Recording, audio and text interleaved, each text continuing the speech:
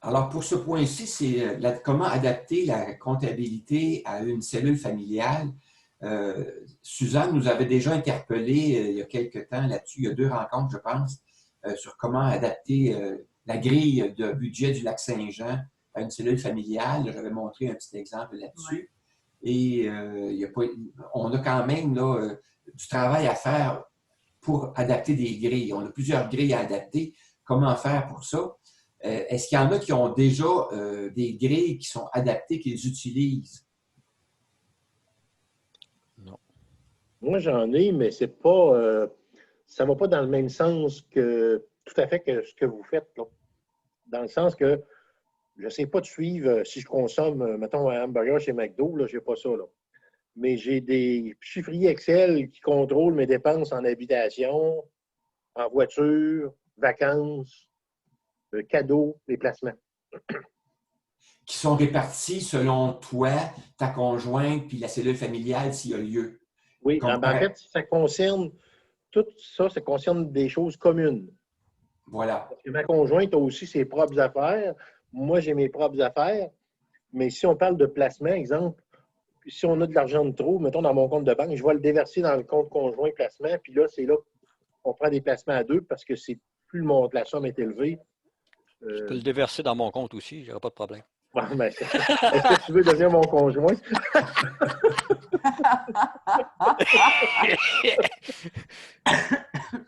Mais finalement, parce que c'est plus facile de négocier plus la somme est élevée, là. OK. Moi, j'ai une autre méthode, c'est que Oui. vu qu'on s'est séparé les dépenses, donc je peux faire des budgets séparés en fonction des dépenses. Mm. Ma femme a ses revenus, moi j'ai revenus, on s'est partagé les dépenses. Et puis, Rebonjour! Bonjour, Louise. Bonjour. Je ne sais pas ce qui s'est passé. Quand tu as voulu mettre l'écran, tout, j'ai été complètement déconnectée. on pensait que tu pleurais. Puis là, ben, j'ai essayé de me reconnecter, puis ça ne marchait pas. Fait qu'il a fallu que je ferme toutes les affaires. J'ai fermé mon accès réseau, j'ai reparti ça, puis là, ben là, je suis de retour. Alors, désolée Ben, pour en fait, le contretemps. Là. oui, mais tu as eu le bon réflexe de fermer, de repartir et de revenir nous rejoindre. C'est parfait. C'est bon. Parce que ça risque de Continuez nous où vous êtes arriver. rendu, puis j'irai voir l'enregistrement. C'est bon. Alors donc, c'est quand même bien là, que tu aies eu le réflexe de te réinitialiser, de revenir. C'est parfait. Excellent. Donc, Denis, tu disais que tu avais une autre méthode pour adapter la comptabilité à une cellule familiale. Oui, bien, il faut s'entendre sur le partage des dépenses. Si, par exemple, en fonction des catégories, ma femme a certains comptes de dépenses qui lui ont été alloués, puis moi, j'en ai spécifiquement qui m'ont été alloués. Donc, je peux faire 2 budgets séparés avec les revenus et les dépenses de chacun, puis je roule avec ça. C'est bon. Est-ce qu'il y en a qui ont d'autres méthodes? Non, c'est bon. Écoutez, je pense que vous détenez des clés déjà là, pour faire un bon travail sur ça. Moi, de mon côté, je vais vous exprimer comment j'ai envisagé la chose. La réflexion que j'ai faite là-dessus, je l'ai faite cette semaine, à vrai dire. Puis j'ai mis ça dans un fichier. Je vais vous présenter ça si vous le permettez. Ça va probablement aussi conforter ce que vous faites déjà comme pratique. Et si la façon de le faire, de le mettre dans des grilles, on peut imaginer plusieurs façons, mais je vais vous présenter une façon de le faire qui pourra peut-être vous inspirer pour adapter les grilles que vous utiliserez. Alors, puis cette grille-là adaptée, mais je vais vous la rendre disponible, bien sûr. Alors, si vous permettez, je vais aller ouvrir dans ma liste de documents. Je vais d'abord fermer le guide d'habitation pour ne pas surcharger la bande passante, comme nous le soulignait Denis. Et je vais aller dans la rencontre ici, chercher un fichier Excel portant sur l'adaptation. En fait, Bernard, je pense que c'est plus une question de mémoire que de largeur de bande. Ah, c'est pas possible, hein? C'est pas possible. À chaque fois que tu ouvres une application, ça charge les mémoires, puis là, ben, goodbye. Oui, c'est ça. Tu as tout à fait raison. OK. Là, je vais vous partager ce fichier-là. Moi, je l'ai ouvert à mon écran. C'est bon, je vais vous tenter de vous le partager.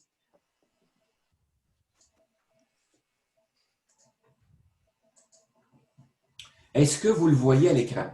Oui. Oui. Oui. Excellent. Oui. Alors donc, ce fichier-là, vous allez reconnaître l'onglet de Budgeto. Alors, l'onglet de Budgeto, Louise, elle voit pas. Qui ça? Moi? Ouais, tes Ah oui, caractères moi, je sont vois. petits. Je Ouais, vois, mes je vois. caractères sont petits. Oui, c'est petit. C'est petit, mais là, je dis plus rien, là. Je peux rester avec vous autres. ouais. Louise, mais tu peux le dire quand même, puis c'est pour moi, Ah c'est là, très je facile suis plus d'augmenter la trop, là. grosseur des caractères. C'est bien, c'est bien. OK, Oui, c'est oui, la parfait. grosseur Alors, des caractères, Bernard, c'est oui, sûr. oui, oui, oui, des caractères, ça c'est sûr, sûr, sûr. Alors, donc, dans cet onglet-là, c'est un onglet de budget. Alors, ce qu'on voit, c'est qu'on a des colonnes qui nous servent à décrire ou à faire la déclinaison de nos revenus, de nos dépenses par catégorie. On a une colonne pour inscrire le taux d'augmentation annuel et on a les montants annuels. On a une colonne par année.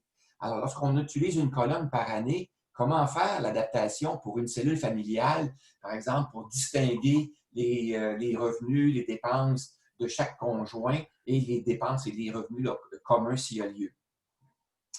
Alors donc, la façon de faire, je pense que personnellement, si j'avais à le faire, comme ça, c'est un onglet pour la planification budgétaire de retraite où on a une colonne par année, je maintiendrais la structure de une colonne par année, ce qui fait en sorte que chacun des deux conjoints devrait faire sa propre planification financière de retraite avec ses propres données. Cependant, dans la cellule familiale, il y a des arrangements qu'on prend. Alors, comment tenir compte des arrangements qu'on prend pour le partage des dépenses qui sont communes? Alors ça, j'ai créé un onglet à côté qui s'appelle « Adaptation du budget » et j'ai tenté de faire cette chose-là. Je vais immédiatement agrandir les caractères. On sait pour qui. Alors donc, il y a des étapes que j'ai pensé qui seraient intéressantes de suivre. Alors, imaginons un nouveau couple. Ça peut être vos enfants, vos petits-enfants, quelqu'un que vous connaissez qui se demande comment faire si on veut devenir une cellule familiale.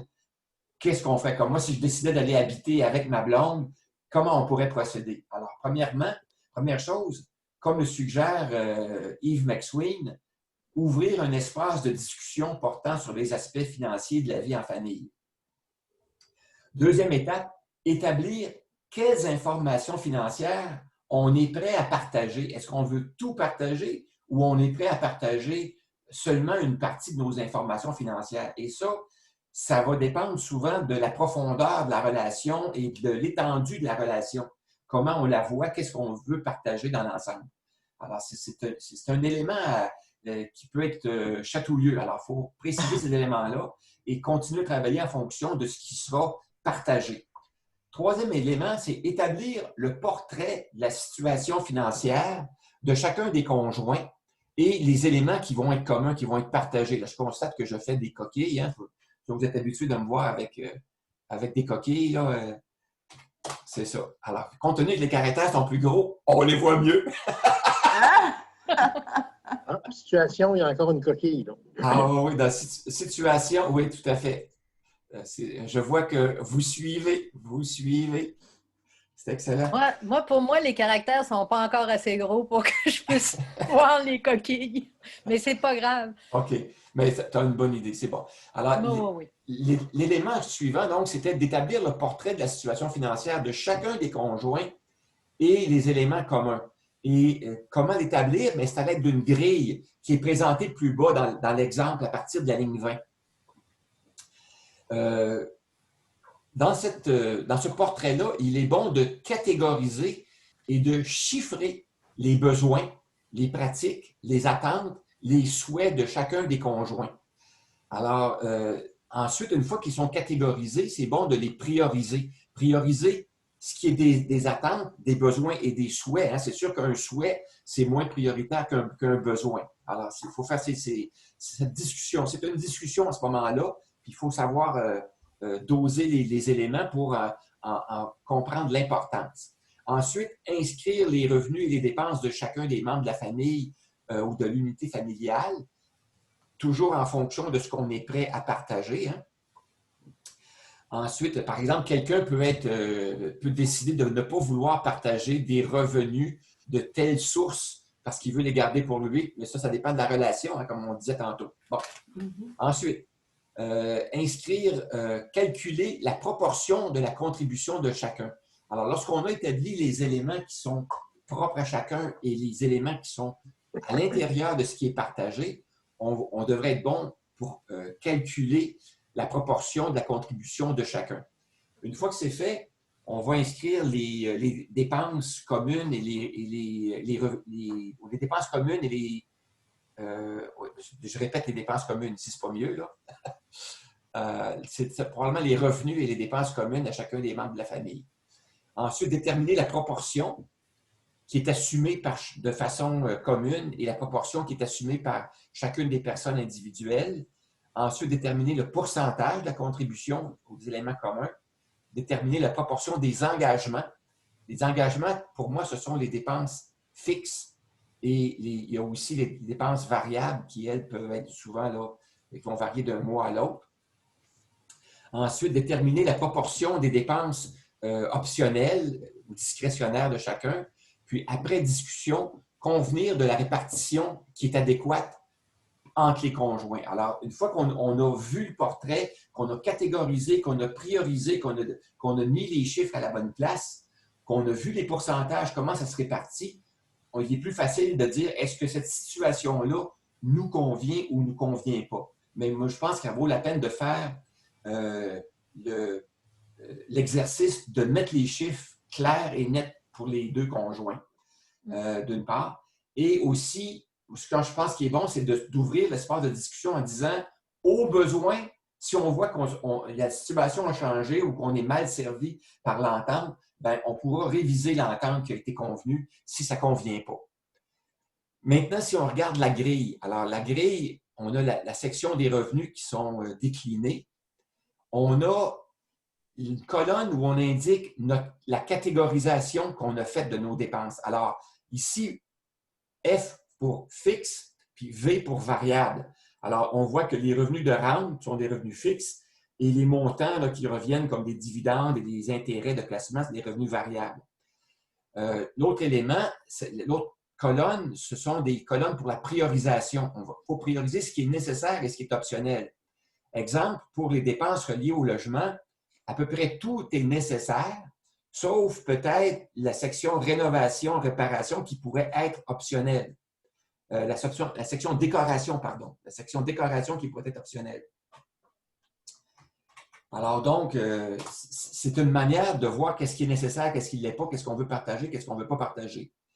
Donc, on peut descendre chacune des catégories pour décider qu'est-ce qui est nécessaire ou pas nécessaire. Exemple, dans l'alimentation, on peut dire que les restaurants sont peut-être nécessaires ou optionnels selon le vécu du couple, parce qu'il peut y avoir, par exemple, une situation où on mange au travail.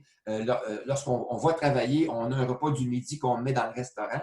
À ce moment-là, on peut même faire 2 lignes pour le restaurant.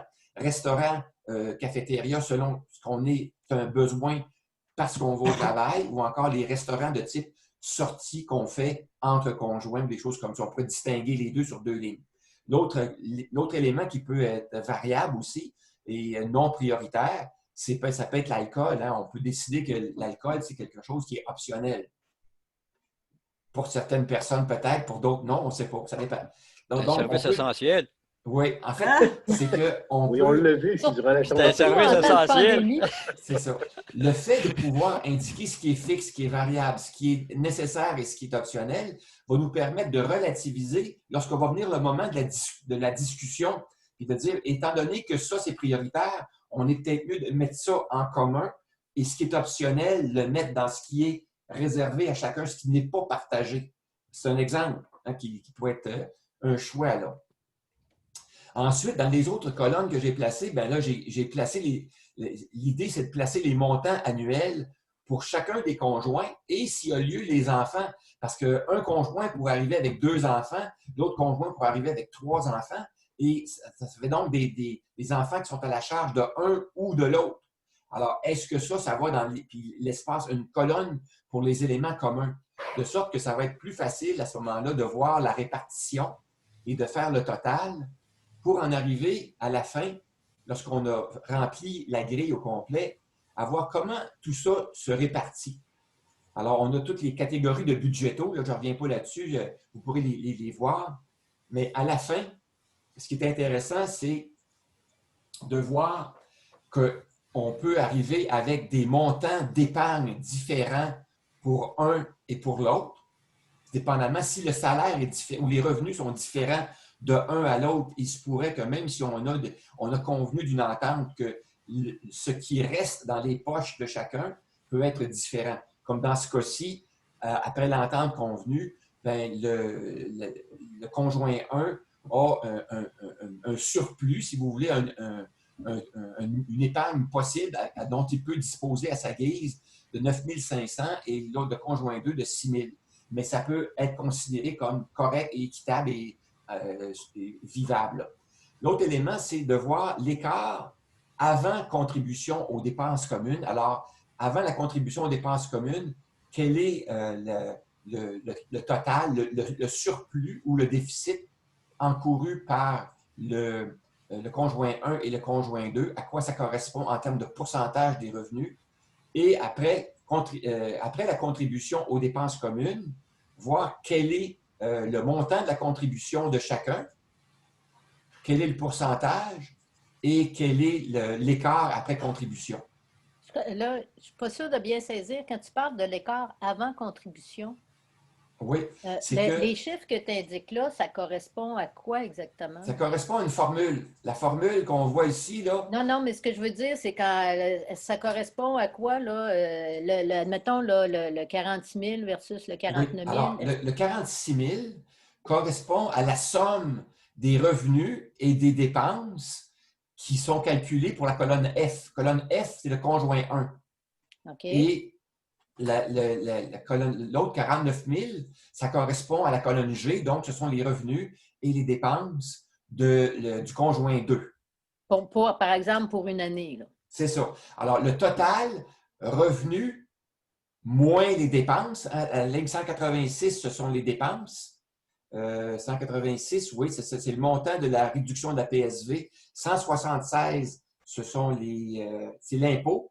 Et 170, c'est les dépenses totales. Donc, F43, si je reviens, là, on a la ligne 43 qui sont les revenus, 170 les dépenses, 176 l'impôt à payer, 186 c'est le montant de réduction de la PSV s'il y a lieu. Comme dans ce cas-ci, il n'y en a pas, mais ça pourrait arriver. Alors donc, ça fait en sorte que le conjoint 1, après avoir calculé ça, il y a un écart ou un surplus de 46 000 dans son année, qui correspond à 53 % de ses revenus.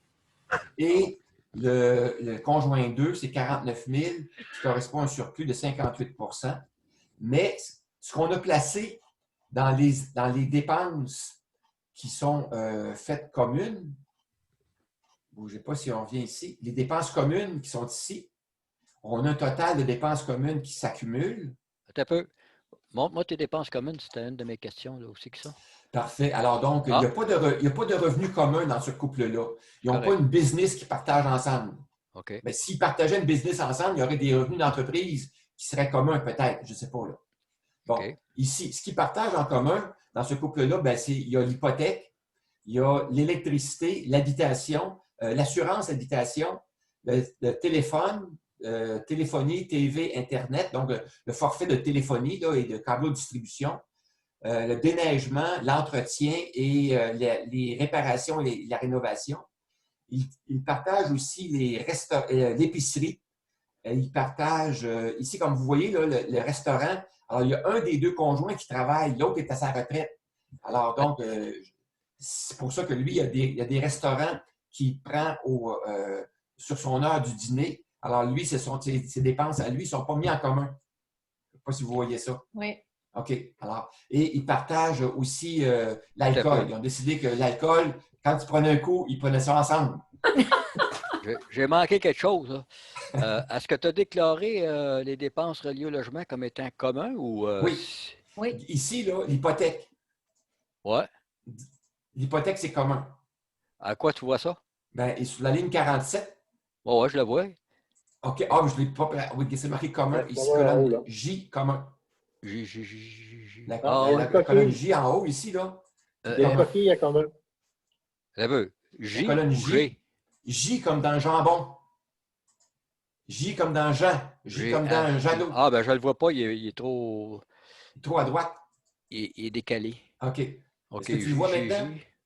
Confirmé. C'est marqué comme un. Ah, OK. Tu peux Colonne déclarer J, comme un ou pas. Ouais. c'est ça.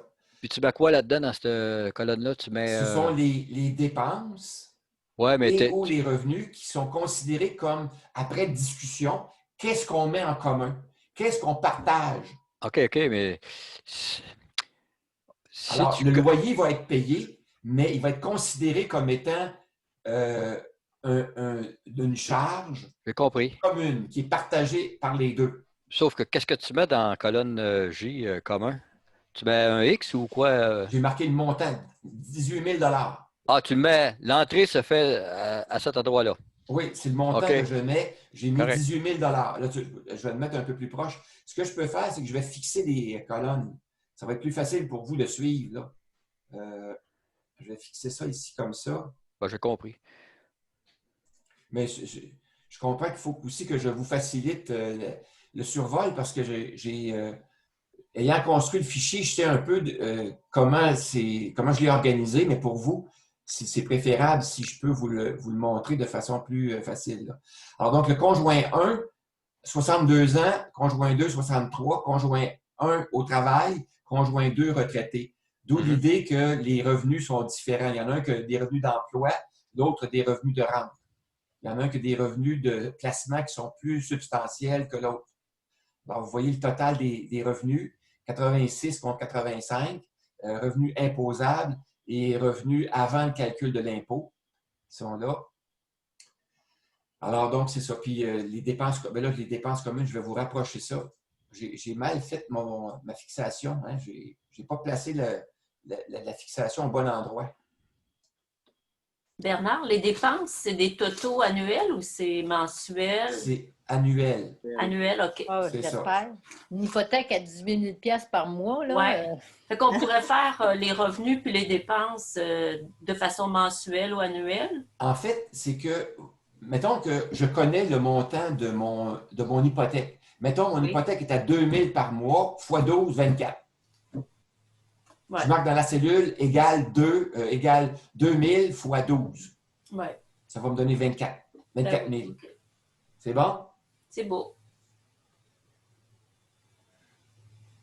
J'ai pas. Là, je vais fixer. Voilà. Bon. Là, ça va être plus facile pour vous. Mais on ne voit pas grand-chose. Ma fixation n'est pas bien placée.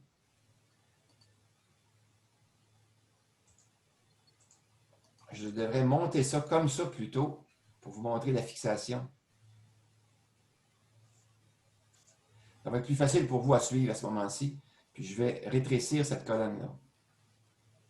Denis, est-ce que tu vois mieux les montants? Oh, oui. En fait, je sais ce que tu veux faire. Tu veux fixer les colonnes et les lignes Oui, c'est dans la ça. tête. Bon, voilà. Ça va être plus facile comme ça. Est-ce que tu vois la colonne commun? Tout à fait. OK, c'est bon. Oui. OK. Donc, on voit qu'il y a des dépenses qui sont communes, il y a des dépenses qui sont pour chacun des conjoints. L'idée, c'est ça, c'est d'inscrire qu'est-ce qui est commun qu'on décide qui va être partagé. On met ça dans la colonne commun, on met les montants annuels. Comme l'électricité, j'ai mis 3 500, mais si vous savez que vous avez une facture d'électricité de 2 000 par mois, vous faites égal 2 000 fois 12. Mhm. Alors, c'est un exemple. Là. Ou 250 ou 350, peu importe, vous marquez le montant fois 12 s'il y a lieu. La même chose pour les assurances et tout. Là, je suis allé un peu rapidement au hasard. Hein, vous comprenez que j'ai fait ça un petit peu vite. Oui, mais c'est correct.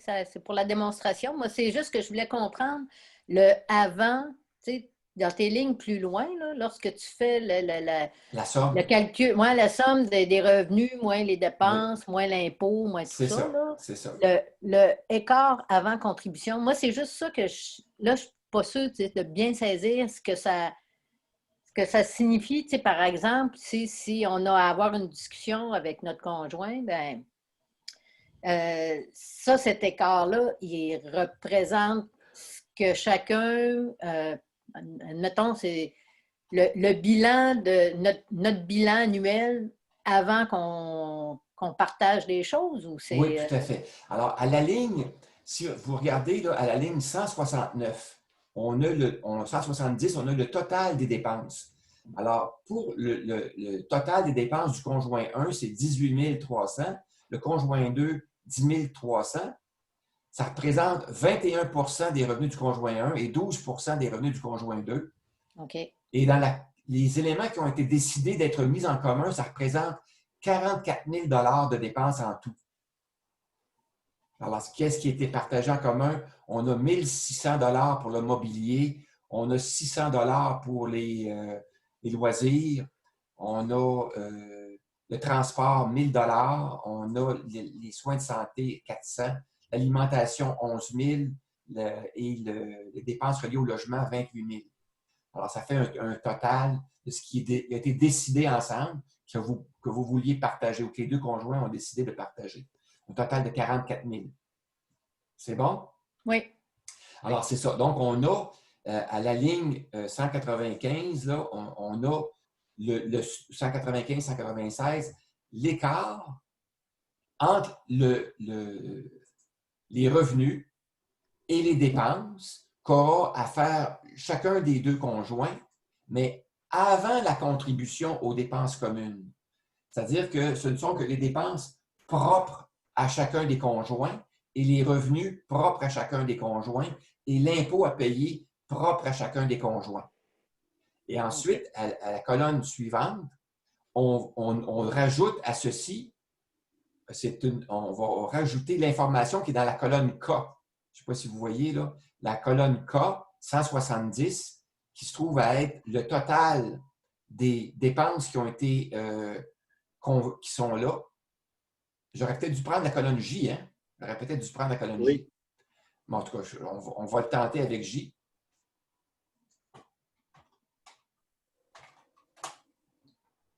On va faire la même chose ici avec le J.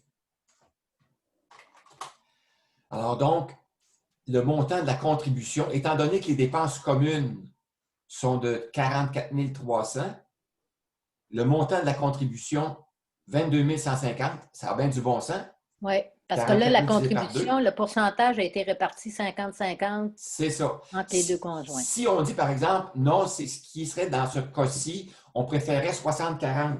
Alors, on va marquer 60 pour un, on va marquer 40 pour l'autre, et le montant va être réparti selon la proportion qui a été décidée. D'accord. Ça va? C'est une façon de faire pour répartir le budget, finalement, les revenus et les dépenses, voir clair dans la situation nouvelle ou la situation là, de chacun et les éléments qui sont mis en commun.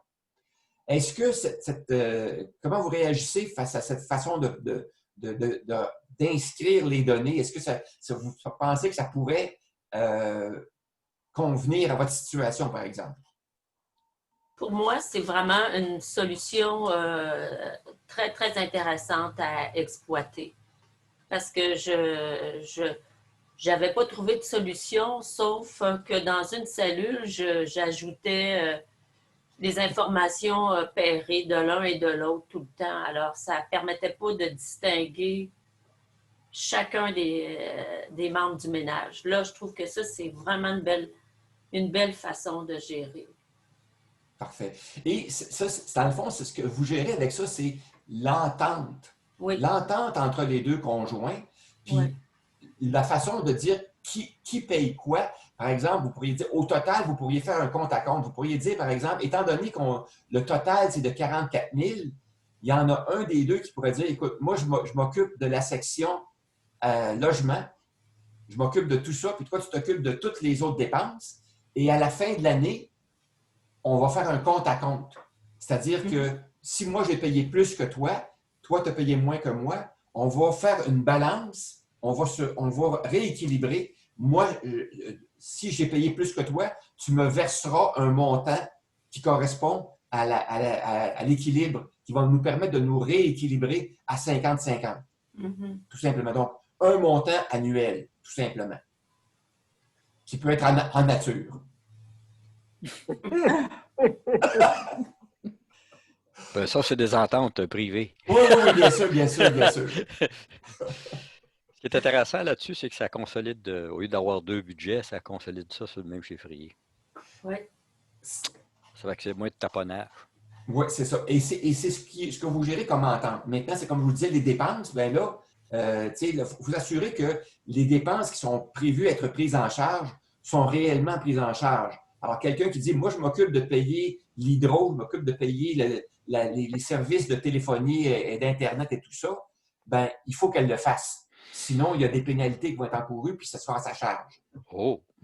Ben, dans le fond, là, c'est ça. Mais il faut se faire confiance, mais aussi, il faut être responsable de ce qu'on prend une entente comme ça. Aussi responsable que si on prend une entente envers un fournisseur extérieur. Oui, tout à fait. Et ben, si on n'est pas capable de faire confiance à notre conjoint sur les aspects financiers, ben, ça peut être un sujet de controverse, de discussion, puis qui fait en sorte que le couple peut battre de l'aile à ce moment-là, parce que quand on prend une entente, on s'attend à ce que l'entente soit respectée, en général. Oui, tout à fait. Puis bien souvent, c'est ça, la question monétaire, la question d'argent est souvent une question qui n'est pas nécessairement discutée à fond, là. Tu sais, c'est ce qui peut amener justement à moyen long terme là, des situations qui peuvent être conflictuelles si tu ne prends pas le temps justement là, de regarder tout ça, là, parce qu'il faut que tout le monde soit à l'aise avec sa contribution. Là. Tout à fait. En plus, c'est que le fait de faire ça comme ça, on a la fameuse ligne, l'écart entre les revenus. Et si on s'aperçoit qu'un des conjoints, malgré notre souhait, au moment où on discute ensemble, où on met les chiffres sur la table, on peut s'apercevoir que, oups, les revenus du conjoint 1 ou conjoint 2 ne sont pas suffisants pour lui permettre de payer sa contribution et ses dépenses que lui veut faire. Par exemple, cette personne-là peut dire, moi, j'aime ça faire de la plongée sous-marine, puis je mets 20 000 là-dedans chaque année. Bien, peut-être qu'il va devoir dire, bien là, je ne pourrais pas maintenir ma plongée sous-marine, faire autant d'expéditions que j'en faisais. Peut-être que je vais être obligé de réduire mes expéditions de plongée sous-marine de moitié. Fait que là, il en prend conscience à ce moment-là que ça n'arrivera pas. Alors, il va prendre la décision de sacrifier une partie de ses loisirs pour en arriver à être capable financièrement de respecter l'entente qui convient à son couple ou à son ménage. Ou à contrario, ben, de dire, ben moi, c'est des activités auxquelles je tiens, tu sais, puis c'est ça, là. Donc, rééquilibrer, là, peut-être les dépenses et tout ça en fonction tu sais, comme tu disais, là, tu sais, des besoins, des attentes, puis des souhaits, là, de chacun, là, pour que chacun puisse être bien, là, dans son, comme on dit, là, dans son ménage, là, dans son couple, là. Tout à fait. Exemple de ça, on pourrait dire, ben, si on n'a pas encore aménagé ensemble, ben, on va peut-être trouver un arrangement pour prendre une maison, une habitation, un loyer qui va nous coûter moins cher, de façon à ce que je puisse, moi, arriver financièrement à maintenir mes autres priorités. Exact. Alors, on pourrait prendre une maison plus petite, une maison, un logement plus petit. C'est ça. Alors, c'est des compromis à faire, mais le fait d'être capable d'en discuter, de voir les chiffres et noir sur blanc, de les catégoriser, les prioriser, ça permet aussi de s'installer de façon plus, je dirais, plus claire Ouais. pour soi-même et aussi pour l'autre. Tout à fait. Moi, en tout cas, je trouve ça bien intéressant, là, comme... Bravo. Alors, donc, on a cet aspect-là. Maintenant, ça, c'est l'aspect du budget. Alors, vous allez, il y a encore des coquilles. Hein. J'ai vu des coquilles encore là, tantôt. Là. Je vais tenter de corriger ça tantôt, puis de remettre une version à jour exempte de coquilles. L'autre onglet, c'est l'onglet adaptation du bilan. Parce que là, on a regardé les revenus et les dépenses annuelles, mais on a aussi le bilan qu'on peut adapter si on le souhaite. Alors, dépendamment, comme je vous disais, de la relation avec l'autre, si la relation est profonde, elle est étendue et elle est assez large, bien, peut-être qu'on va décider qu'on met aussi ensemble le bilan, c'est-à-dire nos actifs et notre passif, nos placements et nos dettes. Alors donc, l'idée, la façon de faire pour le bénéfice de tous, je vais augmenter la grosseur des caractères. Alors donc, comment répartir tout ça? Alors, je vous suggère les étapes suivantes. Pour une année donnée ou pour une période donnée, faire l'inventaire. Quand je dis période, ça peut être une période les 5 dernières années, par exemple. Ça peut être l'année dernière ou les 5 dernières années, par exemple. Alors donc pour une période ou une année donnée, faire l'inventaire des biens et des dettes de chacun des membres de l'unité familiale, déterminer à qui appartiennent ces biens et ces dettes-là. Et ça peut même couvrir aussi l'inventaire des biens physiques, le mobilier qu'on a, les équipements qu'on a. Il ne faut pas se gêner de pouvoir les mettre ensemble, de pouvoir en faire la liste. Ça va faciliter la répartition des éléments si jamais le couple vient qu'à rompre. Ensuite, lorsque les biens ou les dettes sont communes, déterminer le pourcentage de la valeur et des obligations relevant à chacun des conjoints. Exemple de ça, si on décide qu'on achète une voiture en commun, on peut choisir un modèle qui convient aux deux, ou encore, puis là, on paye 50-50, ou encore, on peut dire, on achète une voiture, mais moi, je suis un passionné de voiture, puis je veux avoir une voiture plus luxueuse qui contient plus ci, plus ci, plus ça. Et l'autre dit, ben non, moi, ce que je suis prêt à payer, c'est une voiture qui me mène du point A au point B, bien ordinaire. Alors, je ne suis pas prêt à mettre autant d'argent sur une voiture. Alors là, il peut y avoir pour cet actif-là ou ce bien-là, une répartition différente. On peut dire, bien là, toi, tu vas payer pour la voiture, tu vas être responsable de 75% de la voiture, donc à la fois les réparations, l'essence et le coût d'achat ou d'emprunt, etc., pour la voiture. C'est un exemple que je donne. Mm-hmm. Ensuite, déterminer la proportion des dépenses assumées de façon commune par chacun des membres, comme je vous disais, les dépenses reliées à une voiture, par exemple, ou à une propriété. Et établir la valeur des biens et des dettes au début de la mise en commun. Et moi, ce que je vous suggère aussi, c'est mettre à jour cette valeur-là à chaque année pour voir comment la situation évolue au fur et à mesure. Alors donc, un exemple de grille qui pourrait être faite pour ça, alors vous pourriez dire, par exemple, on a une maison en commun et on investit dans la maison chacun 50-50. Donc, on a chacun 50%. Alors donc, c'est une dépense qui est commune. Mais par contre, il pourrait y avoir un autre élément. Une personne pourrait dire, moi, j'ai un chalet qui m'appartient en propre. Alors, je pourrais dire, bien, j'ai un chalet qui m'appartient à 100%. Alors là, ça ne sera pas commun. Ça veut dire que les dépenses, les taxes, les réparations reliées au chalet ne seront pas considérées dans le budget commun, mais vont être considérées dans le budget du conjoint 1. Un exemple. Maintenant, concernant les placements, c'est la même chose. Est-ce qu'on considère nos placements communs ou on considère nos placements séparés? Alors là, c'est un choix à faire.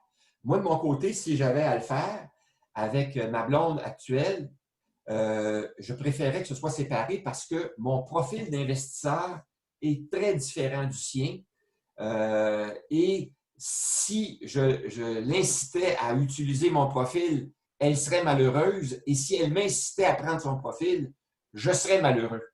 Alors donc, ce serait la solution gagnante pour nous, ce serait de considérer nos placements de façon séparée. Alors, chacun des conjoints s'occupe de son portefeuille de placement et les gère comme il se sent adéquat. Par contre, on peut dire, bien là, on veut avoir un placement pour faire un projet voyage à chaque année.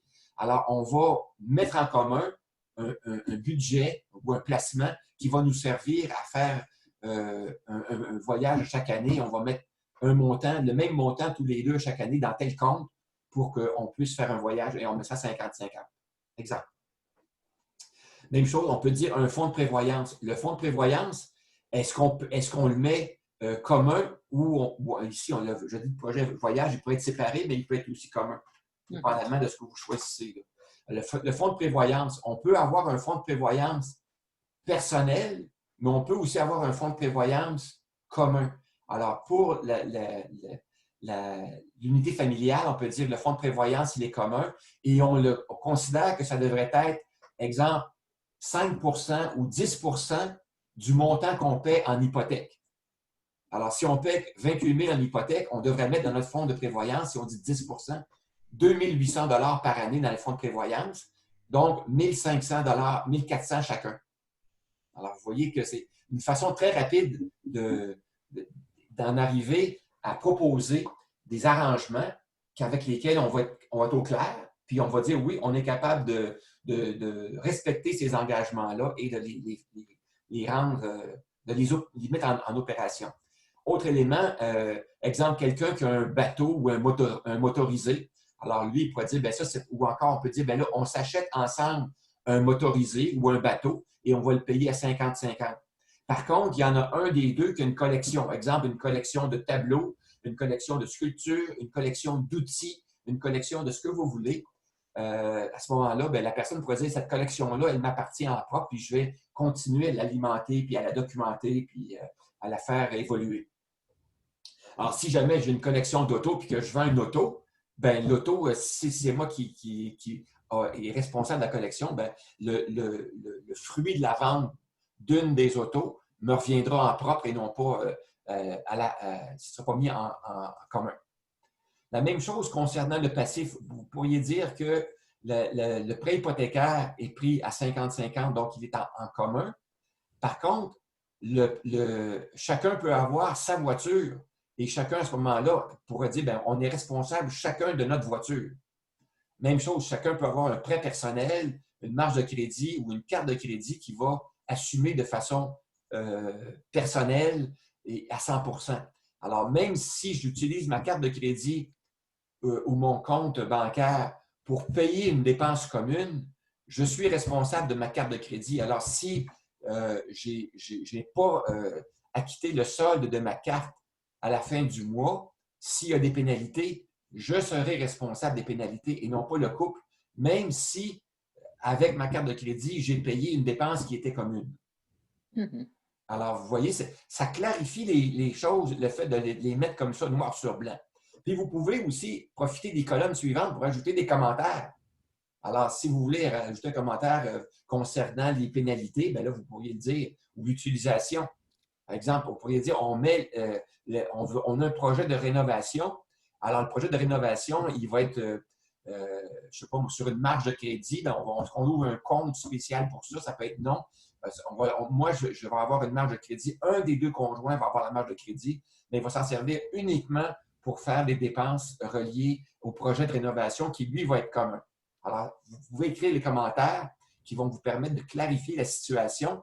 Puis, lorsque viendra le temps de régler les comptes, bien, ça va être plus facile. Alors voilà, c'était ce que j'avais à dire concernant le partage du bilan dans une cellule familiale. Est-ce qu'il y en a qui veulent réagir à cette présentation-là? Moi, j'ai juste un petit commentaire. Le fonds de prévoyance pour la maison devrait être basé, être un pourcentage sur la valeur de la maison et non pas sur le montant de l'hypothèque. Merci beaucoup, Jean, pour ton commentaire. C'est excellent. Moi, j'avais dit ça comme ça, mais c'est parfait. Tu mets les points sur les i et les t sur les barres et c'est ce qu'on veut. Mais en fait, c'est parce que l'hypothèque, un jour, elle va être à zéro. Fait que ton fonds de prévoyance va devenir à zéro. Alors que ta maison, elle, que tu as acheté, mettons, 100 000 au départ, qui en vaut 200 aujourd'hui, bien, ça veut dire que la toiture va coûter plus cher à faire. Fait que c'est le pourcentage va toujours respecter la croissance des coûts de l'inflation, finalement. Super. Merci, Jean, pour ton commentaire. C'est très approprié. Autre commentaire? Est-ce que vous voyez qu'une telle façon d'écrire les éléments, est-ce que ça pourrait être utile dans votre situation, dans la situation de quelqu'un que vous connaissez? Tout à fait. Moi, je trouve ça très intéressant comme approche, là. Moi, je trouve que c'est vraiment bien exploiter la complexité de différents types de ménages. Alors, c'est assez souple pour être adapté à chacun de nos besoins. C'est un bel exercice. Merci.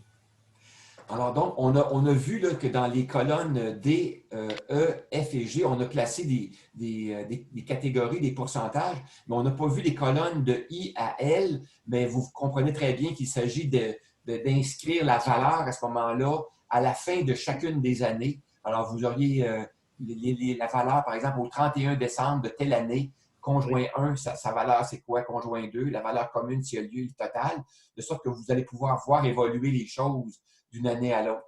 Et ce qui est bien là-dedans, c'est que si on voit qu'il y a des...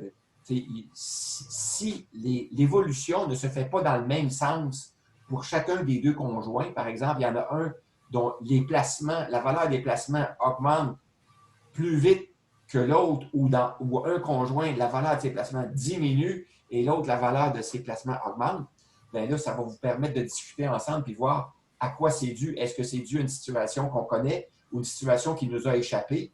Si c'est une situation qui nous a échappé, il faut creuser pour voir est-ce qu'on peut la réchapper, est-ce qu'on peut la corriger, la rectifier. C'est l'occasion d'échanger et de discuter pour remettre les finances du couple sur les rails correctement, parce que s'il y a une situation de un des deux partenaires qui va en se dégradant et que l'autre, la situation s'améliore, bien, ça peut créer un hiatus, ça peut créer des frictions, ça peut créer une situation qui va devenir difficile à terme. Alors, plutôt que d'arriver avec un immense problème dans 5 ans, aussi bien le voir venir d'avance et pouvoir faire des corrections au fur et à mesure et engager la discussion là-dessus aussi. Oui, mais je trouve ça bien intéressant parce que c'est ça. Je pense que dans le couple, chacun veut contribuer, mais à hauteur de ce qu'il est en mesure de faire, mais aussi en faisant des choix éclairés, là, au même titre justement qu'on en a à faire là, de façon individuelle, mais là, en couple, on en a aussi à faire. Puis quand tu vois un peu où tu en es, ben, c'est beaucoup plus facile en ayant un portrait là, qui est clair que d'y aller juste avec des projections. Là. Ou avec on a de belles intentions dans un couple, mais si on n'a pas les moyens de les voir venir et qu'on a une situation un peu plus précaire, à ce moment-là, ça peut créer des difficultés dans le couple. Moi, il y a un comptable qui me disait qu'il y a beaucoup, beaucoup de couples qui rompent à cause des difficultés financières. C'est ce qu'il me disait. Ou que les difficultés financières devenaient tellement importantes que ça s'accumulait et ça venait dégrader la relation. Moi, j'ai un commentaire concernant, te donner l'exemple du chalet, là, parce que je ne sais pas si c'est encore comme ça, là, mais dans le patrimoine familial, la maison, le chalet et les 2 voitures, quand tu divorces, là, c'est 50-50. Fait que je ne sais pas, peut-être c'est intéressant d'en tenir compte là-dedans. Je ne sais pas si c'est encore vrai, mais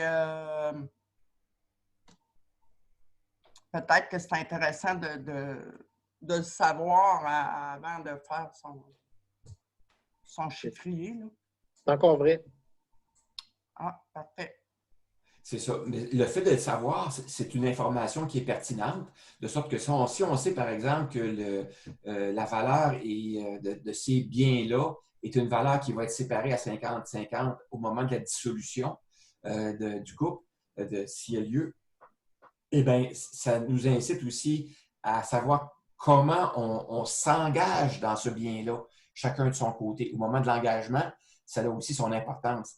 Alors, si un des deux a une prédisposition à vouloir s'acheter une voiture extrêmement chère, une Ferrari ou je ne sais trop quoi, puis l'autre se contente d'une petite Toyota Corolla, bien là, c'est ça, là. C'est au moment de la dissolution, celui qui a payé pour sa Ferrari, il va peut-être dire « Oups, la pilule est un petit peu plus dure à avaler, là, parce que sa Ferrari va passer dans le bucket du 50 ».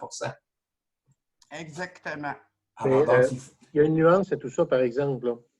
La contribution des 2 partenaires va être mise en compte. Là, ce que je veux dire, c'est que si je me sépare puis on partage la maison qui vaut 200 000, mais que moi, j'ai mis une mise de fonds initiale de 75 000 puis ma conjointe a mis une mise de fonds de 25 000, on va en tenir compte. C'est pas vrai qu'on va dire que la maison, c'est 100 000 à chaque. Là. OK. Donc, la répartition ne sera pas nécessairement 50-50. Non.